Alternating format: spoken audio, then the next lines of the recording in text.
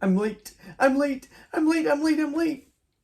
Of course, I am procrastinating like crazy to put in this um, contest entry for JT's Record Room for his 1,000 subscribers, which I'm sure is probably well past that right now. JT, congratulations. Um, if any of my viewers have not checked out JT's Record Room, um, I'll put a link to his channel in the description below or on the side or whatever it is, depending on what device you're watching on. JT is one of the nicest guys in the VC. Um, and, you know, it's no surprise that he's got 1,000 subscribers. I've mentioned him before at a previous video where the guy must have a horseshoe, you know, because he finds in the thrift stores the most amazing records that I would never be able to find.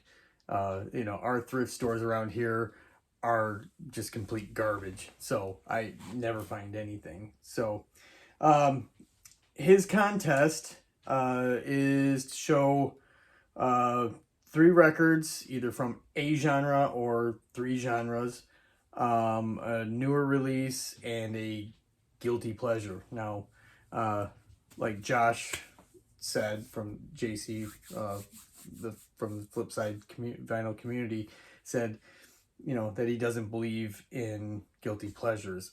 I'm cut from the same cloth when it comes to that because, you know, you like what you like. Some things might seem like it's out of your wheelhouse, but, you know, you like what you like. So I will get to that at the end. I guess it's kind of like the punchline or something to this. So anyway,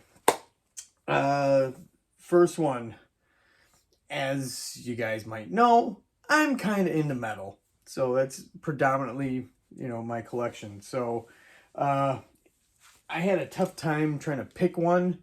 So I got something that's more of a collaborative thing.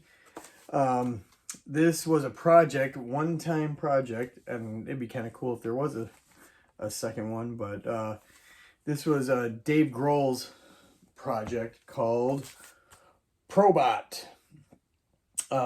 He plays drums, plays guitar, no singing on it. What he did was get singers from, you know, his favorite underground bands of the 80s. And there's just some really, really cool stuff on here. And he kind of wrote the songs kind of in the vein of what they were known for. Like Lemmy is on here. So the song sounds like a Motorhead song. Snake from Voivod is on here. Kind of sounds like a Voivod song. King Diamond is on here, and it sounds like, well, King Diamond. Really cool stuff on Southern Lord Records. Really cool gray marble there. So, Probot. I would highly recommend it. Check it out if you can. I believe it's pretty readily available, but by far, as much as I like the Foo Fighters, this is my favorite Dave Grohl project right here. Probot. Oh, and the artwork is done by Away, who's the drummer of Voivod. So, cool. Next up, another genre I really liked. I got into it right around 1990, and was really into it through the 90s. Kind of died off for a while there, but this is my choosing for in an industrial album. This is Vancouver's own Skinny Puppy. This is the album Rabies from 1989. Kind of controversial in the industrial world because some people complain about this record because it's got, gasp, guitars on it instead of just pure electronics. Al Jurgensen from Ministry had his fingers in this on a few tracks. It is by far my favorite Skinny Puppy album. I love it front to back. Great stuff.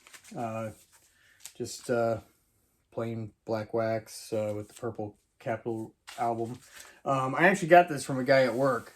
We were talking about albums and records, and he's like, you know what sounds good on vinyl is industrial. I'm like, hell yeah. He's like, yeah, I got a Skinny Puppy record I don't listen to. I'm like, if it's Rabies, I will buy it off you. And he's like, that is the album I have. And he brought it in the next day, and I said, well, how much do I owe you? He's just like, don't worry about it. So he gave me my favorite Skinny Puppy album.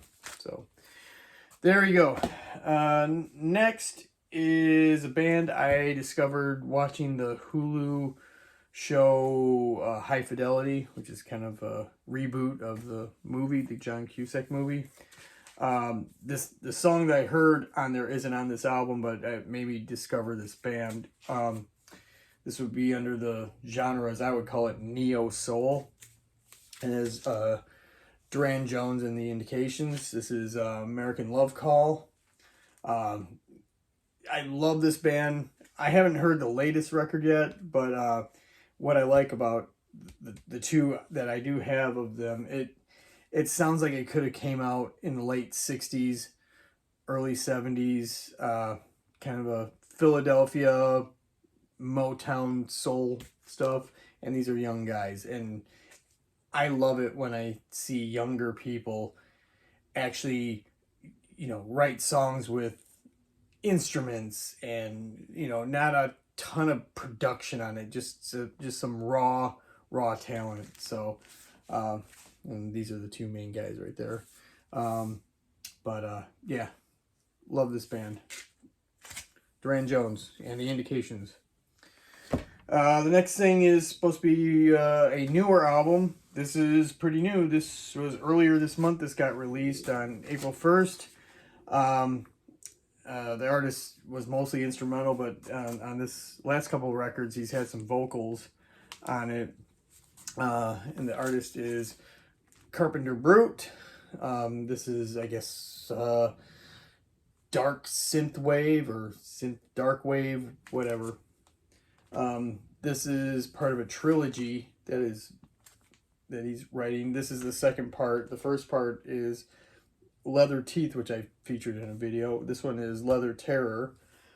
This album is amazing. Both albums sound like it's a soundtrack to a movie that doesn't exist, but it's really cool. It almost sounds like heavy metal, but with synthesizers. So, yeah, this is just black wax on this. But yeah, it's really great. I love one of the singles on it. They did a video for, God, the name is escaping me right now. As soon as I see it, oh yeah, The Widowmaker. The video to The Widowmaker is really cool because I'm watching this character who looks like he's like this metal dude. You see him from the back walking towards this big venue, and I had to do a double take of it. I'm like, is that Harpo's? This great venue in Detroit, in the crappiest neighborhood in Detroit. But yeah, did many shows there. So Carpenter Brute, God, I hate that glare. That's my entry for the new release, or newer release. And now for my guilty pleasure. Like I said before, I don't believe in guilty pleasures, but he said for a guilty pleasure song. And this is a song I kind of rediscovered on the app of iHeartRadio. They have, all these different channels on the app, and one of them is Classic American Top 40 with Casey Kasem, where they have like whole episodes from the 70s and 80s. And one that I remember hearing the song as a little kid, but it just kind of, vanished for a while. But yes, I am going to admit, and I actually have a physical copy of this that I obtained through another coworker. But the song is called Stony End, and it is by Babs herself, Barbra Streisand. I love this song. This was probably early 70s. I can't tell. Probably about 72, 74, somewhere in there. Because this is the greatest hits. But she was getting soulful because she was known for, like, soundtrack musicals and stuff like that. So, yeah, she was getting her groove on back in the 70s on this song, Stony N. I dig that. So, that is my guilty pleasure. So, JT, again, congratulations. 1,000 subscribers, and like I said, I'm sure there's many more since you got there. And let's hope maybe we'll get you to 2,000. So, anyway, everyone, I hope you enjoyed that. If you can, if this is your first time seeing this, give me a subscribe or a like, or if you do those other things, hit the notification bell for ridiculous videos like this. So anyway, we'll talk to y'all later.